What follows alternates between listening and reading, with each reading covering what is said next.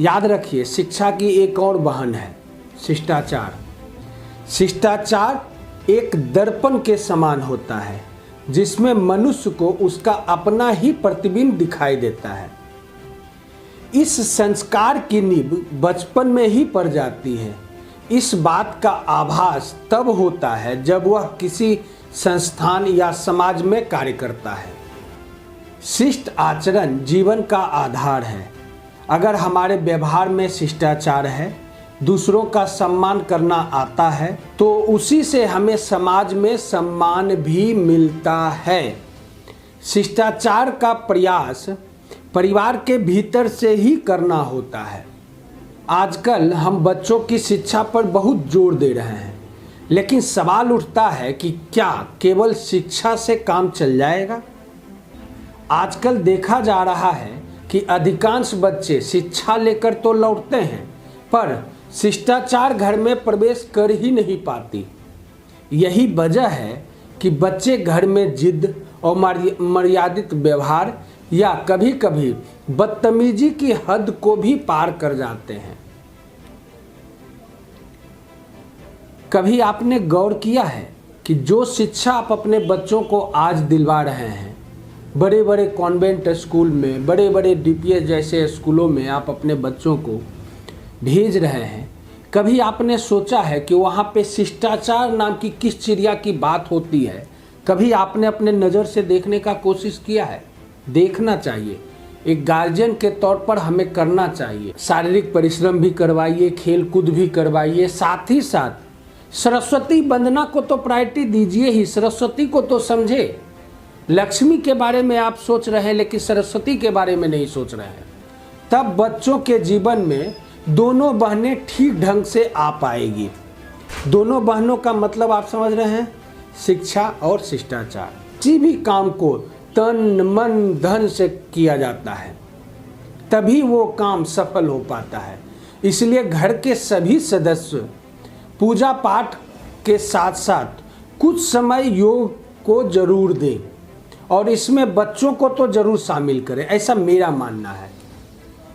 मैं ये भी मानता हूँ कि नैतिकता के बिना शिक्षा व्यर्थ है और शिष्टाचार के बिना शिक्षा नपुंसक।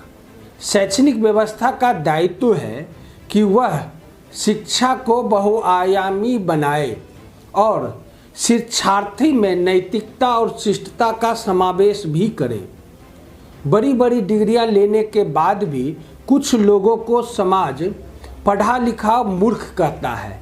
इस सब के पीछे हमारा स्वयं का ही दोष होता है, क्योंकि हमने शिक्षा तो ले ली लेकिन शिष्टाचार करना नहीं सीखा।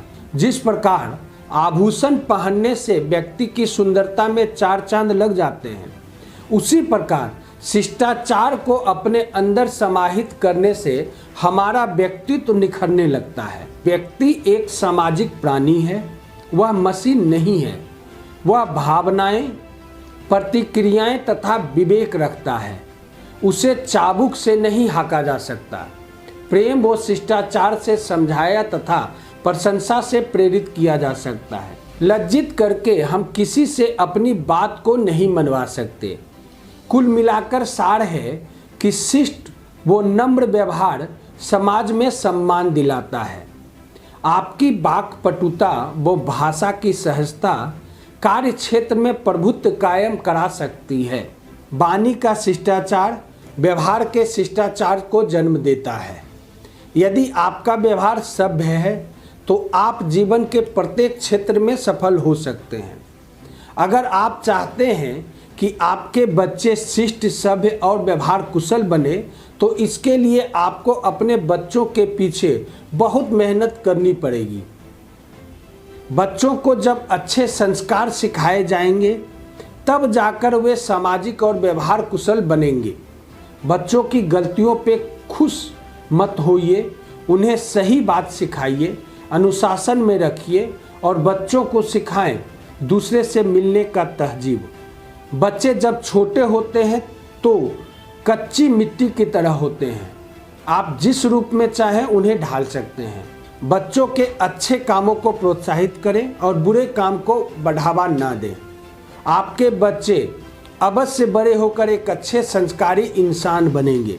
तो याद रखिए, दोनों बहनें, शिक्षा और शिष्टाचार, ये आपके बच्चों के लिए, आपके परिवार के लिए, आपके समाज के लिए बहुत ज़रूरी है। तो दोनों बहनों को नज़रअंदाज ना करें।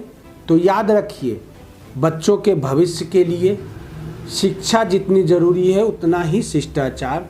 तो शिष्टाचारी बनाइए, शिक्षित बनाइए, भविष्य बनाइए।